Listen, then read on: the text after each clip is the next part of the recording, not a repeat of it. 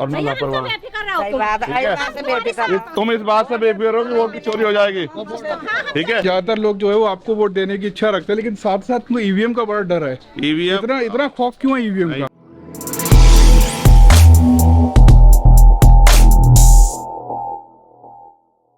कोई सी भी बहुजन पार्टी हो, एक बात पक्की है कि मीडिया वालों की कोई वैल्यू नहीं होती। मतलब हम जो है इतनी दूर से आए हैं यहाँ पर चुनावी माहौल देखने, मतलब अपने ब्लॉग बनाने, लोगों से मिलने, लेकिन हमें किसी ने नहीं बताया कि कहाँ आना है।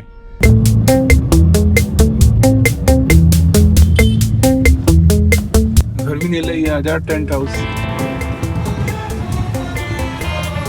इलाका। देखो यहाँ पर जो है आपको पूरा जो है खूब सारे नाली, कचरा, गंदगी ये चीज से भरा हुआ है। क्या मदद करोगी अपने भाई की, बताओ। ये हम आपको वोट देंगे और हम बनाएंगे। ये वोट समझते हो क्या है? ये बाबा साहब अम्बेडकर के 4 बच्चों को कुर्बानी से मिली है। बेटियों को पढ़ाना शुरू करो, अभी है हम जिंदा, और ताकत भी बनेगी आप सबके आशीर्वाद सहयोग से। ये महिलाओं के लिए कुछ खास बातें, और जो है उनको नौकरी में प्राथमिकता देने का वादा करके जा रहे हैं, तो महिलाएं इतनी खुश हैं कि वो पीछे से जो है चंद्रशेखर भाई जीतने का समर्थन। देखिए ये सरकारी स्कूल है और उसकी जस्ट लगकर जो है रविदास टेम्पल है। गुरु रविदास टेम्पल पे इस वक्त पुताई वगैरह हो रही है। 24 तारीख को जयंती है और 20वीं इस बार अलग टाइप की जयंती मनाने वाली है। 23 तारीख की रात को आपको अपने अपने घरों पे दीपक जलाने। क्या जलाने? क्यों जलाने पता है? मैं बता देता हूँ। जैसे बाबा साहब कहते हैं दिवाली मना रहे हैं लोग बाग, तो तुम भी अपनी दिवाली मनाओ। नहीं, बाबा साहब कहते हैं जो कौम अपना इतिहास नहीं जानती वो कभी भविष्य का निर्माण नहीं करती। अब आपका इतिहास कैसे पता लगेगा? ये जयंती किसकी है? आपकी बच्चों को कैसे पता लगेगा? तो इसके लिए जब आप रात में अपने घरों पे दीपक जलाओगे और अपने बच्चों को चाहे मिठाई खिलाओ या कोई और चीज दिलाओ, तो उनके मन में भाव पैदा होगा, जानने का प्रयास करेंगे, ठीक है। जब अपना इतिहास जानेंगे तभी तो समझेंगे ना कि हम कौन है। पढ़ी लिखी बहन हो ना, तुम जो पढ़े लिखे होते वही समझते हैं चीजों को। देखो हमारे लोग हैं बड़े सीधे सच्चे, तो कोई भी आके इनको गुमराह कर सकता है, बेवकूफ बना सकता है, इनको अपनी बातों में लगा सकता है। पैसे वैसे दे के इनसे कहेगा हमारा वोट हमें दे दो, ठीक है। और इनको नहीं पता ना वोट कितनी बड़ी ताकत है। वोट करोड़ों रुपए से महंगी है। क्या अब मेरी बहनें मुझसे कम प्यार करती हैं? बताओ कौन कम प्यार करता है? जल्दी बता दो अभी। चलो फिर वादा करो कि मदद करोगी जल्दी। और जो 18 साल पार होगी हो वो वोट बनवा लो और सुबह जाकर सबसे पहले गिरना, ठीक है। और सब जो होगी उसी के लिए कह रहा हूँ, फर्जी मत बनवाना, लेकिन तो 18 की नहीं हुई ना, मगर तुम अपना काम करना, ठीक है।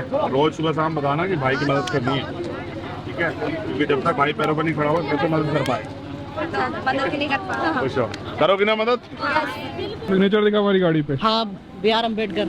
उससे पहचान लिया? उससे पहचान लिया आपको? मुझे पता नहीं था, यहाँ से भी लोग देखते हैं मेरे को। बहुत लोग देखते हैं। देखते हैं यहाँ से? आपको पहले ही देख लिया था जब आप गाड़ी से आए, जब ही देख लिया था आपको। हाँ चलो।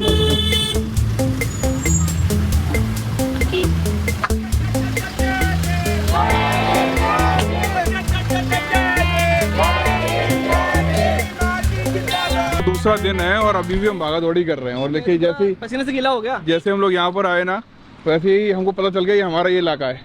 नाला देख के नाला और सामने रविदास टेम्पल है। भोपाल हो कोई सा भी इलाका हो देश का, हमारे लोग रहते नालों के पास ही है। ये देखो यहाँ नाला है, पूरा नाला बह रहा है और ऊपर वो वहाँ पे गुरु रविदास टेम्पल है। चंद्रशेखर भाई की गाड़ी खड़ी है यहाँ पर।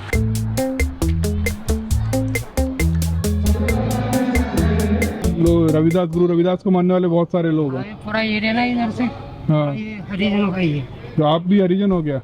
ये मकान है। तो हरिजन क्यों बोलते हो अपने आप को? किसने बोला हरिजन बोलने के लिए? ये तो पहले से बोलते हैं हम।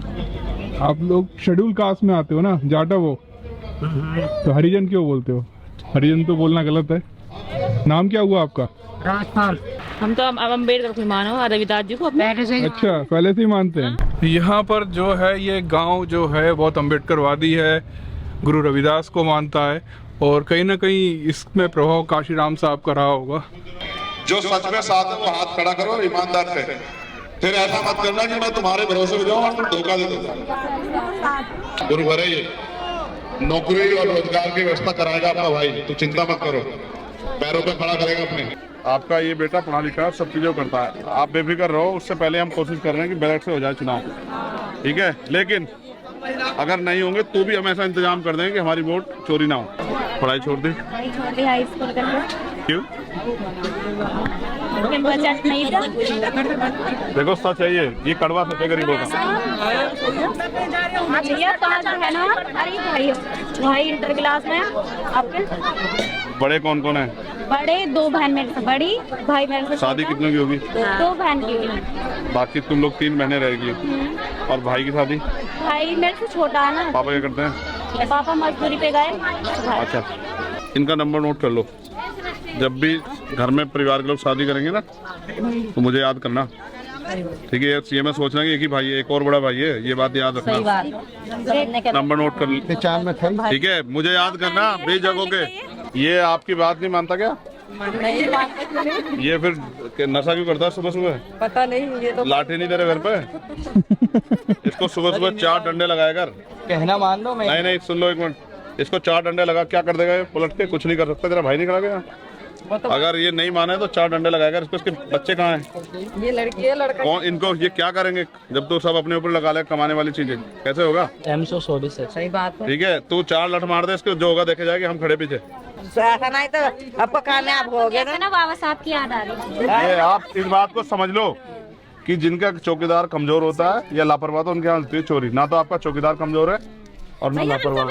सही बात है, ऐसे बात से बेफिक्र तुम इस बात से बेफिक्र हो कि वोट की चोरी हो जाएगी, ठीक है। बाद में आना कोई नहीं। भैया ज्यादातर लोग जो है वो आपको वोट देने की इच्छा रखते हैं, लेकिन साथ साथ में ईवीएम का बड़ा डर है। ईवीएम इतना खौफ क्यों है ईवीएम का? देखो मेरी बात समझो। मैंने चुनाव आयोग से कहा कि जिन चीज़ों पे जनता को शंका है उसको दूर करना चाहिए। देखो कहते हैं न्याय करने से ज़्यादा न्याय का होना और वो दिखना, वो बहुत ज़रूरी है। न्याय का दिखना, तो न्याय दिखेगा कब? जब आप लोगों के अंदर ये विश्वास पैदा हो जाए कि न्याय हुआ है। तो वोट का जब लोगों के अंदर ये शंका पैदा हो गई है कि ईवीएम द्वारा वोट की चोरी हो रही है, तो सरकार इस पर चिंतित क्यों नहीं है? चुनाव आयोग इस पर चिंतित क्यों नहीं है? क्या नाम है आपका? सर मेरा नाम डेविड है। डेविड है जी। मतलब आप जो है दलित बिलोंग हाँ, करते हैं? दलित से ही। तो भाई को यहाँ पर घुमाने के लिए आए हैं। जी, बड़े भाई को चाहते हैं हम, बहुत दिल से चाहते हैं। हमने नॉनवेज खाया और उससे चाय कहाँ से पी? तो हमारे लोग अब बड़े बड़े रेस्टोरेंट भी खोलने लग गए हैं। भाजपा आरएसएस के लोगों को बर्दाश्त नहीं हो रहा है कि जिन वर्गों को हाशिए पे रखा गया है, जिनको उम्मीद थी कि वो अपने पैरों पे नहीं खड़े हो पाएंगे, वो आज हर चीज़ में आगे बढ़ रहे हैं। इसलिए भारतीय जनता पार्टी जल्दी जल्दी इस देश के लोकतंत्र को ख़त्म करना चाहती है, संविधान को। इसलिए हमें कमर कसनी पड़ रही है, क्योंकि जब आप पढ़े लिखे लोग अगर हम 10-20 साल बाद का सोच के देखें तो मुझे लगता है देश में कुछ बचेगा नहीं अगर हम ना लड़े। इसलिए मैदान में हमने करो मरो की स्थिति में, और सुभाष चंद्र बोस जी का नारा तुम मुझे खून दो मैं तुम्हें आज़ादी दूंगा, वो बार बार मेरे जहन में गूंज रहा है। लेकिन अब लड़ाई खून से नहीं ना, अब कलम से लड़ी जाएगी, वोट के जरिए और संविधान के जरिए। मैं चाहने की इजाजत चाहूँगा। भैया आते जाते मुझे जरूर परेशान करके जाना। परेशान हो जाओगे अब। कोई दिक्कत नहीं है। चलो यार, बहुत बहुत बधाई। जाते हैं हम तो परेशान हो, ठीक है। अच्छा बोला यार। यहाँ पर अगर आप लोग आसपास निकलो तो यहाँ पर विजिट करके जाना। हंस हवेली रेस्टोरेंट कहाँ है? हमारी गाड़ी कहाँ है भाई? कि तमन्ना अगर सच्ची हो तो रास्ते 1000 होते हैं, तमन्ना अगर झूठी हो तो बहाने 1000 होते हैं। मैं दोबारा इस बात को दोहराता हूँ कि अगले 1 साल में चाहे गुरुघर छोटा ही बने, लेकिन हम यहाँ गुरुघर 1 साल में बनाएंगे, ठीक है। साधा खुश रहेगा तो हम जिताएंगे। ये आपके आशीर्वाद से लड़ रहा हूँ, वरना गोली खाने के बाद जो है ना मर जाता। आपका आशीर्वाद है माओ का। सबकी ताकत देख रहेगी तो तेरी भी ताकत बनेगी। झंडा लगा के घूम रहे हो? कितने साल के हो? मैं 18 साल का। है 18 साल का। 18 साल का। वोटर ID बन गई? वोट बन गया? इधर वोट डालोगे? यस। कब से जानते हो चंद्रशेखर आजाद को? बहुत दिनों से जानते हैं। कितने साल हो गए फिर भी? हो गए 4-5 साल। पहली बार कब नाम सुना था? पहली बार जब मैं छोटा था, मुझे यार इतना पता नहीं था। जब मैं बड़ा हो जब पता चला जहाँ कहीं भी चंद्रशेखर आते हैं हम हो ही जाते हैं। घर आपका है तो इस पे ये रॉयल चमार क्यों लिख रखा है? किसने लिखवाया रॉयल चमार? भाई ने। भाई ने लिखवाया। भाई कहाँ है? भाई नेपाल है। LLB कर रहे थे लेकिन मैं छूट गई थी। अच्छा, पापा क्या करते हैं? आज कुछ नहीं करते, रिटायर हो गए। आप पढ़ रहे हो? छोड़ दी? कितनी पढ़ाई करके? BA करके? BA BA करके? अब कहीं BA करके नौकरी कहाँ है अभी? नौकरी नहीं करनी है? भरा कोई फार्म? घर वाले मना कर देना, क्या करोगे बेटी नौकरी करके? ये तो बेटों के लिए है नौकरी का काम। कहाँ है तुम्हारी मम्मी? जरा दिखाना, उनके दर्शन कराना। माँ हो आप या दादी? ये बताओ बेटी को क्यों नहीं पढ़ाया आपने आगे? समस्या आ गई थी, किस बात की? पैसे की? पैर टूट गए थे, दोनों बुड्ढे बुड्ढे हो गए, इसलिए ऑपरेशन हुआ। मुझे पढ़ना नहीं आगे हैं? इधर बता, भाई को जवाब। तुम लोग पीछे हो जाओ, भाई को जवाब दे, छोड़ दे, मुझे दे जवाब। नहीं पढ़ना तुझे आगे? पढ़ना है? ये कौन है विधानसभा अध्यक्ष है हमारा?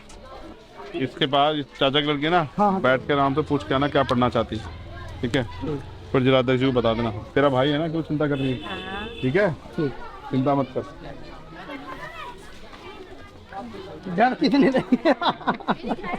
खुश रहो, ठीक है? पूछ के आना और मुझे बता देना कल शाम तक, ठीक है? ठीक है। ये कब हुआ पैरालिसिस आपको? बहुत दिनों पहले से? और ट्रीटमेंट कराया आपने? दवाई नहीं खाई आपने? क्यों? रोहित इधर, इनकी क्या स्थिति है घर की? लड़का उड़का नहीं है, चारों तरफ परेशानियां हैं। अंजुल, मतलब एक बच्ची को आप पढ़ा दोगे, अपनी 100 बच्चियां और उनको कौन पढ़ाएगा फिर? सवाल है हौसला बढ़ाने का। अगर आज मैं उनका हौसला नहीं बढ़ाऊंगा तो कैसे चलेगा? मैं तो इसीलिए पॉलिटिकल पावर हासिल करना चाहता हूं कि लाखों लोगों की मदद पॉलिसी से हो सके। अगर हम ताकत में होंगे तो पॉलिसी बनाएंगे कि जो इस तरह के बच्चे हैं उनको फ्री में शिक्षा मिलेगी और बेहतर से बेहतर मिलेगी। उनके लिए बड़े हॉस्टल टाइप स्कूल भी बना सकते हैं। उनके परिवारों के रखरखाव के लिए जिम्मेदारी भी उठा सकते हैं। जो बीमार हैं उनके लिए बेहतर इलाज की व्यवस्था भी कर सकते हैं और गाँव तक आगे गाड़ियों कर सकते हैं। बहुत सारे प्लान हैं, लेकिन सवाल यही है कि अभी भी मैं महसूस करता हूँ जितनी हिम्मत हम में है, जो कुछ हम पे है वो समाज का है, और अगर हम उससे किसी की मदद कर दें उसमें कोई बुराई नहीं है। तो मैं कोशिश करता हूँ किसी का हौसला न टूटे। आपने उसका हौसला बढ़ाया, उस लड़की की आंखों में आंसू आ गए। यही मेरे लिए बहुत वो था तकलीफ में। हर व्यक्ति चाहता है कि अच्छी पढ़ाई करे, लेकिन अमीर के लिए तो रास्ते हैं, गरीबों के लिए क्या रास्ते हैं? ये तकलीफ है मेरी और इसको मुझे दूर करना है। बेहतर से बेहतर इलाज, बेहतर से बेहतर आना जाना, रख रखाव, रहना सहना, खाना पीना और सुख सुविधा, ये होनी चाहिए। यही है असल लड़ाई, यही है संविधान का राज। और जब ये आएगा तभी बात बनेगी, इसके अलावा कोई रास्ता नहीं है। अभी जो राज है ना वो संविधान का नहीं है, क्योंकि बाबा साहब ने कहा था संविधान कितना भी अच्छा क्यों ना हो, चलाने वाले हाथ अच्छे नहीं होंगे, उनकी नीयत अच्छी नहीं होगी, नीति अच्छी नहीं होगी, अंतर संविधान बुरा साबित होगा। आज वही हो रहा है। हमारा संविधान हमें हर व्यक्ति को प्रोटेक्ट करता है, हर व्यक्ति को सुविधा देता है, हर व्यक्ति को अधिकार देता है, लेकिन सब कुछ होते हुए हमारे लोगों को जानवर जैसा जीवन जीना पड़ रहा है। और सामाजिक गैर बराबरी भी अभी जिंदा है, और धर्म के आधार पर जो गैर बराबरी है, जो मुसलमानों के साथ हो रही है, जो सिखों के साथ हो रही है, बुद्धिस्टों के साथ हो रही है, ईसाइयों के साथ हो रही है, वो भी जारी है। और कोई इसके खिलाफ नहीं बोल रहा, ना किसी के एजेंडे में। मुझे इस बात की तकलीफ है कि भारतीय राजनीतिक दलों ने सिर्फ हमें वोटर ही समझा। अभी हमें बहुत कुछ करना और बहुत तमन्ना लेके हम लोग कर रहे हैं, और मेरा विश्वास है अगले 10-15 साल में हम ये कर देंगे, क्योंकि आज हमारी टीम बहुत तेजी से इस काम करने लगी। मुझे लगता है कि आपने जो ग्रेट चमार का बोर्ड लगाया था, उसकी वजह से इनने रॉयल चमार लिख रखा था यहाँ पर। आप कहीं ना कहीं इन्फ्लुएंस तो हुए। इसको मैंने समझाया था कि ये क्या है। बेसिकली हमारे यहाँ चमार जाति का सर्टिफिकेट बनता है। यहाँ बिजनौर में आप पता करा लो, बनता है ना सर्टिफिकेट, चमार जाति का सर्टिफिकेट, और डीएम इशू करता है ना उस सर्टिफिकेट को। कहीं तहसीलदार करता है, कहीं एसडीएम करता है, होता है ना। जो सेंटर का बनता है उसको डीएम ही करता है ना, ठीक है? उस पर लिखते हैं वो अनुसूचित जाति उपजाति चमार। तो जब मेरे साथ ये विवाद हुआ ना, तो मैंने डीएम साहब के सामने रखा था। वो कह रहे हैं ये आप गलत शब्द यूज कर रहे हैं। तो मैंने उनको बताया कि आपने तो लिख के दिया, तो फिर पहले मुकदमा आप ही के ऊपर कराऊंगा। फिर उन पर जवाब नहीं था, इसलिए मैं तो बाबा साहब महाट सत्याग्रह पढ़ोगे ना समझ आ जाएगा। जब महाट सत्याग्रह हुआ जी, तो बाबा साहब ने अपने लोगों को कहा कि आज हम सत्याग्रह कर रहे हैं, हम जवाब नहीं देंगे, आज कुछ भी मुसीबत है सामना करेंगे। तो जब सत्याग्रह खत्म हुआ और लाठियाँ पड़ी सब चीज़, तो बाबा साहब ने कहा जब भी हम इकट्ठा होंगे तो संकल्प लेंगे। तो आज हम 3 संकल्प लेंगे। पहला कि आज के बाद हम मरे हुए जानवरों का मांस नहीं खाएंगे। दूसरा, कहीं आज के बाद हम कोई गंदा व्यवसाय नहीं करेंगे। और तीसरा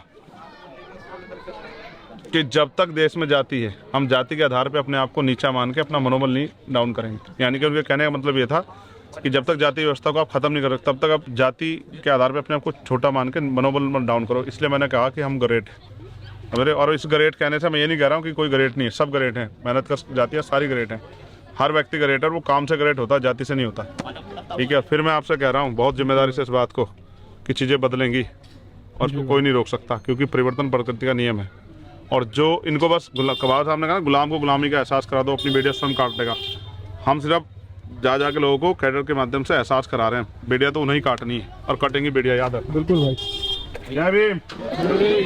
चलो टाटा बाय बाय, जय चाहता हूँ जाने की, खुश होइए। उस लड़की ने जैसे बोला ना, उसकी आंखों में जब आंसू आए ना, तो मुझे बहुत ज़्यादा बुरा लगा यार। और उसी टाइम मैंने देखा कि सभी लोग जो वहाँ खड़े थे उन सबको बुरा लग रहा था।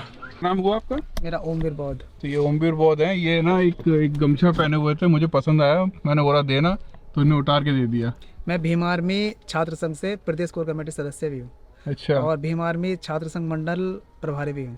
काम को आगे बढ़ाने के लिए और समाज को जागरूक करने के लिए लगाना है। मैं चाहता तो आपसे हाथ जोड़ के अपील करके चला जाता कि अब चुनाव आ रहा है 2024 का, मुझे वोट दे देना, मुझे काम है। लेकिन मैं क्या करूं, मैं सोचता हूं जितने ज्यादा लोग समझदार हो जाए, क्योंकि बाबा साहब ने सिखाया कि गुलाम को गुलामी का एहसास करा दो, वो अपनी बेटियां स्वयं काट देगा। जब तक मैं आपको ये नहीं बताऊंगा कि मुल्क के हालात क्या है और अगर हमने यहाँ सही डिसीजन ले लिया तो क्या होगा, तब तक शायद आपकी समझ में ना आए। इसलिए मैं आपसे आग्रह करता हूँ। आप जानते हैं हमारा चुनाव स्थान क्या है? कितने लोग जानते हैं? हाथ खड़ा करो ईमानदार से।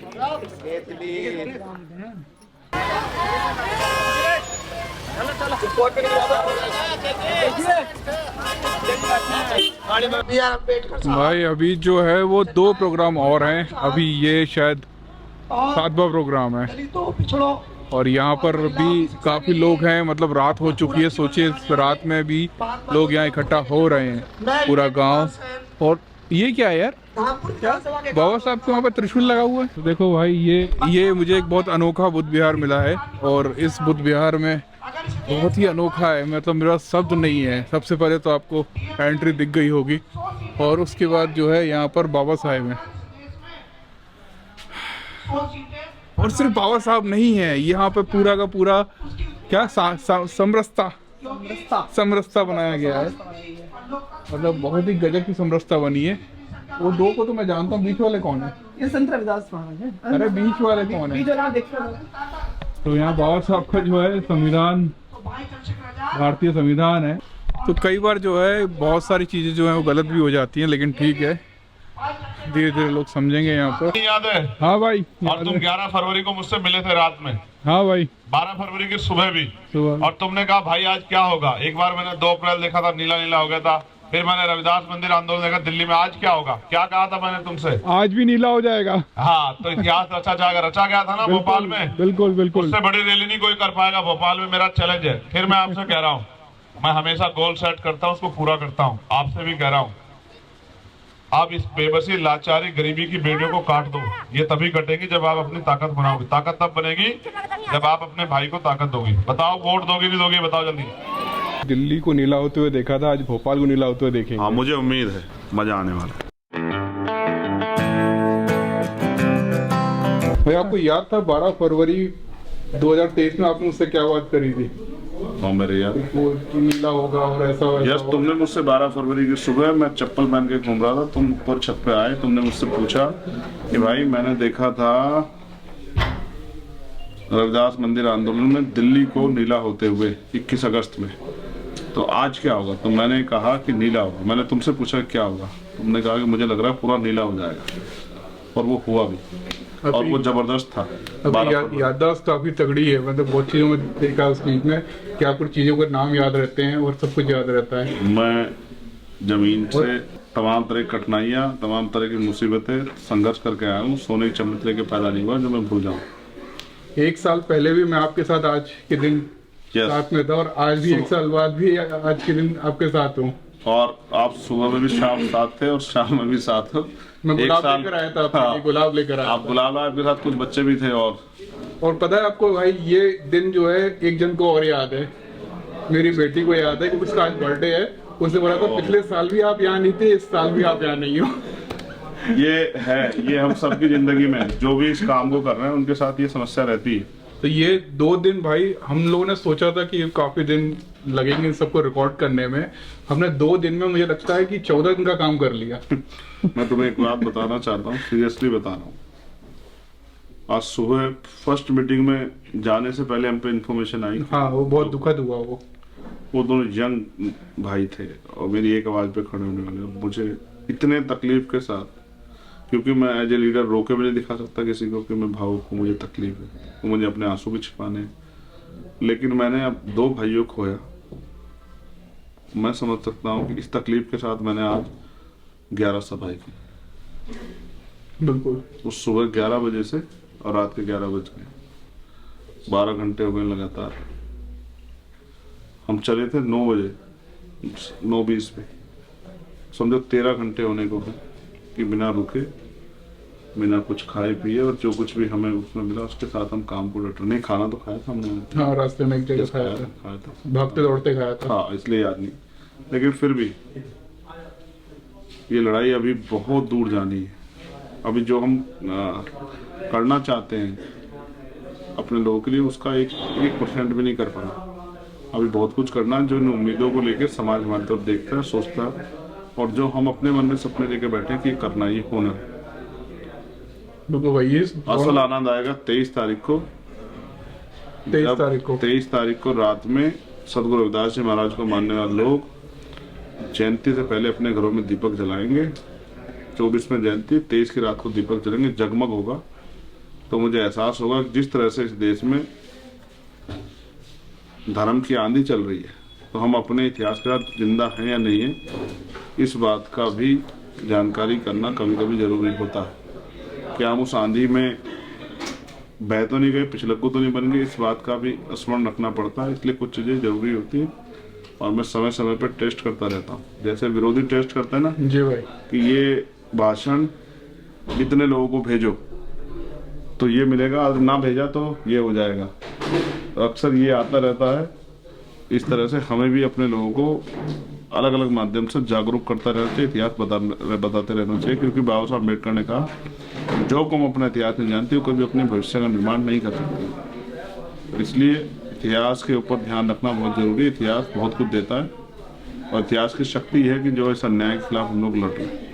23 और 24 वो काफी ऐतिहासिक होने वाला है। यस, फिर वैसा जैसा मैं कहता हूँ बिल्कुल बिल्कुल कि वो ऐतिहासिक होगा और लोग उसको याद रखें। इस देश में बेगमपुरा शहर, जो सदगुरु रविदास जी महाराज चाहते हैं, बेगमपुरा शहर बसना चाहिए।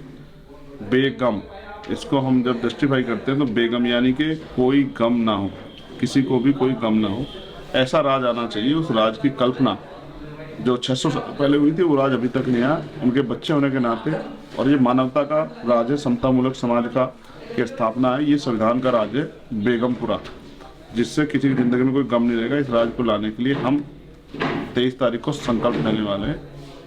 रात में 8 बजे लाइव आके मैं अपने साथियों से संकल्प दिलाऊंगा कि वो बेगमपुरा राज के लिए संकल्प लें कि हमें बेगमपुरा राज लाना है। सीनियर लीडर हिमांशु साहब, विवेक साहब और कौशल साहब भी यहाँ मौजूद हैं। इनकी मौजूदगी इस बात का एहसास करा रही है कि अब लड़ाई नगीना में बहुत स्ट्रांग होने वाली है। क्योंकि जब हमारे सीनियर लीडर यहाँ आ गए जी भाई, तो अब लड़ाई जो है, मेरा भार बहुत सारा कम हो जाएगा। अब हम मिलकर इस लड़ाई को मजबूत लड़ेंगे। बिल्कुल भाई, ठीक है भाई, बाय बाय। ठीक है, जय भीम। जय भीम भाई। ठीक है सुमित, जय भीम। अरे 2 मिनट रुको भाई, बाबा साहब के प्यारे प्यारे बच्चों, अंदर आओ, आपको बाबा साहब का खजाना दिखाते हैं।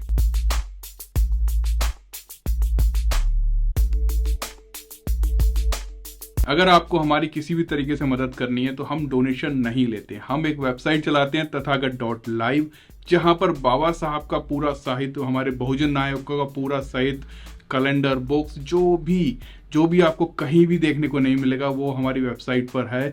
आप अगर वहां से ऑर्डर करते हैं तो वो सारी चीज़ें आपके घर तक आएंगी। बच्चों को ए से अम्बेडकर पढ़ाइए, का से काशीराम पढ़ाइए, इंग्लिश, हिंदी, तमिल, तेलुगु, हर भाषा में हम बाबा साहब का साहित्य बच्चों तक पहुंचा रहे हैं, और मराठी भी।